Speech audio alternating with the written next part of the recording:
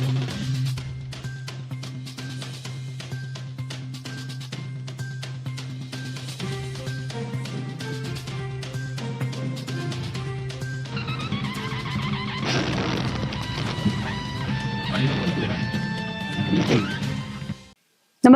आपण पाहता Hirkani news. Hirkani news प्रत्येक क्षण ताज्या घडामोडी आणि महत्त्वाच्या प्रत्येक बातमीसाठी नेहमीच अखेरचा श्वास आणि 4 जणांना नवजीवन. पुण्यात 28 वर्षीय युवकाचे अवयव दान.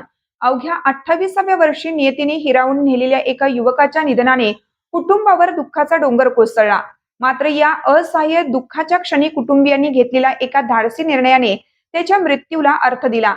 युवकाच्या अवयवदानामुळे 4 गरजू रुग्णांना नवजीवनाची आशा मिळाली असून त्याच्या जाण्यानंतरही तो 4 जणांना जीवनदान देऊन गेला.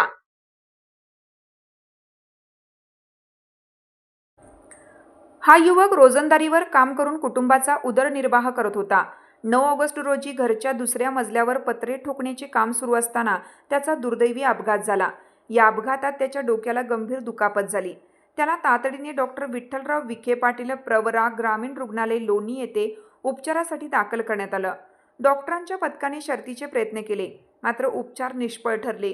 वैद्यकीय निकषांनुसार त्याला मेंदू मृत ब्रेन स्टेम डेथ घोषित करण्यात आले.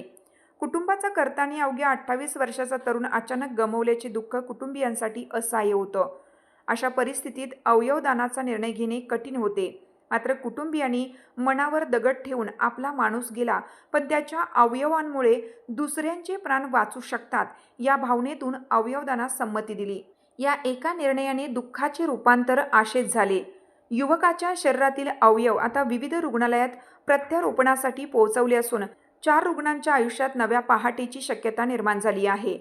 या अवयवदानातून फुफ्फुस पुण्यातील डी.वाय. पाटील रुग्णालयात, यकृत पुण्यातील सह्याद्री रुग्णालयात तर दोन्ही मूत्रपिंडे नाशिक येथील किंग्स मानवता हॉस्पिटलमध्ये प्रत्यारोपणासाठी पाठवण्यात आली आहेत. या अवयवांमुळे 4 गरजू रुग्णांना जीवनाची नवी संधी मिळाली आहे.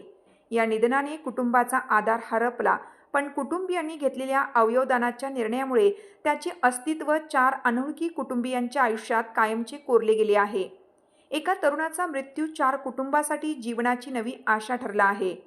दुःखाच्या क्षणी स्वतःच्या भावनांवर नियंत्रण ठेवून अवयवदानास संमती देणाऱ्या कुटुंबियांचे हे कार्य समाजासाठी अत्यंत प्रेरणादायी आहे. अवयवदान केवळ अवयवांचे दान नसून ते कोणाला तरी पुन्हा श्वास घेण्याची, जगण्याची आणि आपल्या कुटुंबासोबत भविष्यात पाहण्याची संधी देणारे जीवनदान आहे. हेच या घटनेने पुन्हा अधोरेखित केलं आहे.